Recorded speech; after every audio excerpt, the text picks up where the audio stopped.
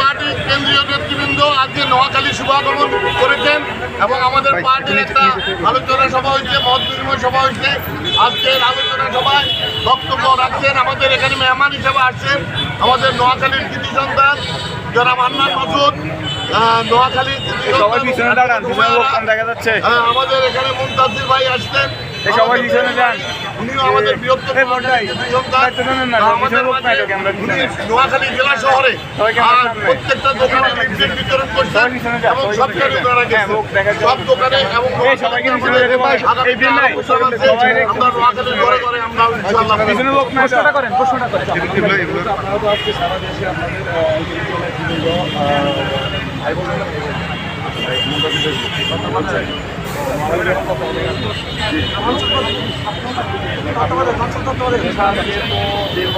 নোয়াখালী সভা দেশের বিভিন্ন জায়গাতে জনগণের কাছে কেমন সারা পাচ্ছি? আমরা আলহামদুলিল্লাহ খুব ভালো সারা পাচ্ছি এবং মানুষের আগ্রহ দেখে মনে হচ্ছে আমাদের তাদের কাছে আরও বেশি যাওয়া উচিত এবং আমরা এখন সিদ্ধান্ত নিয়েছি এই বাংলাদেশের প্রতিটা ঘরে ঘরে মানুষের কাছে যাব। সেটারই অংশ হিসাবে নোয়াখালী অঞ্চলের তত্ত্বাবধায়ক হিসেবে আমরা ফেরি গতকাল ফেরিকে আমরা করেছি, প্রতিটা উপজেলায় আমরা যাওয়ার চেষ্টা করেছি। তারই অংশ হিসেবে সোনাগাছি এবং পরশুরাম উপজেলা সকল উপজেলায় গিয়েছি। আজকে আমরা নোয়াখালীতে আমাদের নেতৃবৃন্দের সাথে মত বিনিময় করেছি এবং আমরা আজকে আমাদের যে সংস্কার প্রস্তাবনা আছে, এই যে এতগুলো শহীদ তাদের রক্ত দিয়ে নতুন বাংলাদেশ তাদের কথা বলার অধিকার প্রতিষ্ঠিত করেছে, সেই বাংলাদেশ যাতে আমরা প্রতিষ্ঠা করতে পারি আমরা মানুষের কাছে গিয়েছি, মানুষের কাছ থেকে তাদের কথাগুলো শুনেছি এবং তাদের দুঃখ কষ্টের কথা শুনে তাদের কথা অনুযায়ী আমরা তাদের অধিকার প্রতিষ্ঠা করার জন্য আমরা রাজপথে নিয়েছি এবং এনসিপির যে সুনির্দিষ্ট সংস্কার প্রস্তাবনা আছে, প্রস্তাবনাগুলো আছে সেগুলো আমরা তাদের কাছে উপস্থাপন করছি। তাদের দুয়ারে দুয়ারে গিয়ে আমরা বলছি যে এনসিপি সত্যিকার অর্থে গণমানুষের অধিকার প্রতিষ্ঠা করতে চায় এবং আমাদের নোয়াখালীর যেই 9টি উপজেলা আছে প্রতিটা উপজেলাতেই আমাদের কমিটি হবে।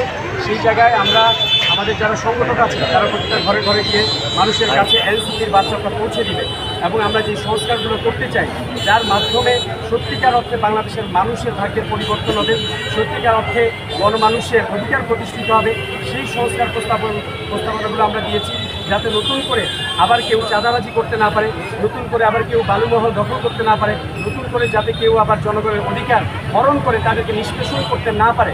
সেই জন্য তাদেরকে সতর্ক করে, তাদেরকে সচেতন করে, তাদেরকে সাথে নিয়ে যাতে আমরা একটি ন্যায় বিচারের বাংলাদেশ করতে পারি সেই জন্যই কিন্তু এনসিপি কাজ করে যাচ্ছে এবং প্রতিটা ঘরে ঘরে যাচ্ছে। আমরা সেই সাংগঠনিক কার্যক্রমগুলো শুরু করেছি এবং আমরা প্রতিটা ঘরে ঘরে ইনশাল্লাহ পৌঁছাবো। আমরা মানুষের খুব ভালো সারা পাচ্ছি আলহামদুলিল্লাহ।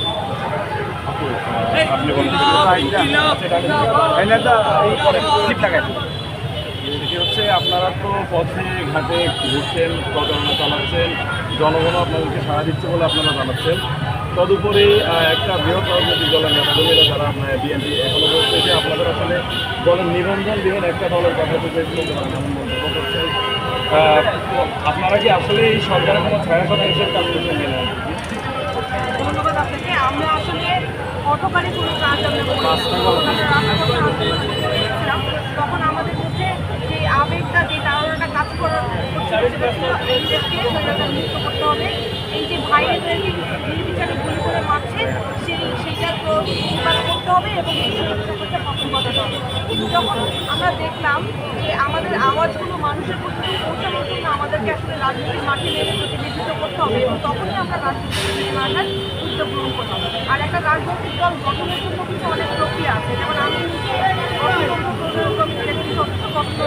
লেখার কাজটা আমি হিসাবে সদস্য করেছিলাম। তো আমরা চেয়েছি গণতন্ত্র লেখা থেকে শুরু করে আমাদের সদস্য সংগ্রহ প্রত্যেকটা কাজ এমনভাবে হোক যাতে কমিটির সদস্য শুরু করে সারা দেশব্যাপী আমাদের দলটি একটি গণতান্ত্রিক প্রক্রিয়ায় গড়ে ওঠে। সুতরাং গণতান্ত্রিক প্রক্রিয়া যখন আমার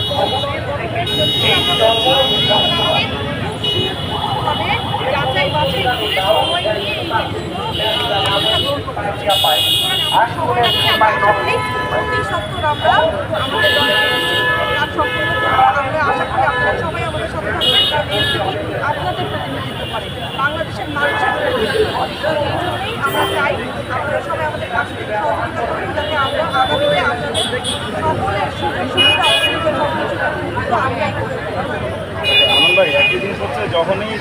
সংস্কারে হাত দিয়েছে, আমরা দেখেছি যে একটা অভ্যুত্থান হয়েছে, অভ্যুত্থান পরবর্তী যে সরকার গঠন হয়েছে, যখনই সংস্কারে হাত দিয়েছে ঠিক তখনই কিন্তু রাষ্ট্রের বিভিন্ন স্তর থেকে যদি বলেন পল্লী বিদ্যুৎ, বন্দর, সচিবালয়, প্রাথমিক শিক্ষা প্রতিষ্ঠান, জেলা প্রশাসক, বিভিন্ন অফিস পর্যন্ত ছড়িয়ে পড়েছে আন্দোলন করছে। এটাকে আসলে এই সরকারের বিরুদ্ধে চক্রান্ত করা হচ্ছে না, কীভাবে দেখছেন?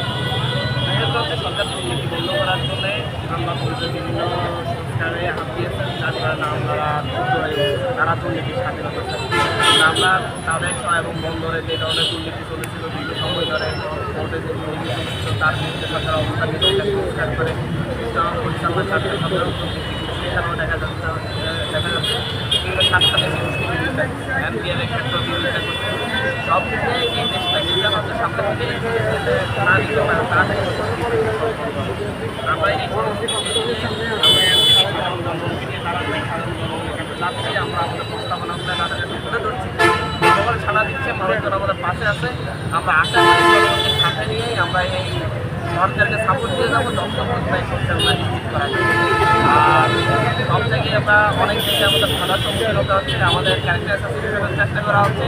আমরা সব ব্যাপারে মানুষের সচেতন, আমরা অসচেতন। আমরা এগুলো করে এখানে দল যেভাবে দাঁড়াবে এবং এনসিপি আগে বাংলাদেশ আরেকটা জিনিস হচ্ছে এটা তো আপনার নিজ জেলা, নিজ জন্মভূমি নোয়াখালীতে এসে আপনি এনসিপির একজন জাতীয় নেতা হিসেবে নোয়াখালীতে এসে আপনি কেমন সাড়া পেয়েছেন মনে করেন? পাশাপাশি নোয়াখালী নিয়ে আপনার কোনো মানে বিশেষ পরিকল্পনা আছে?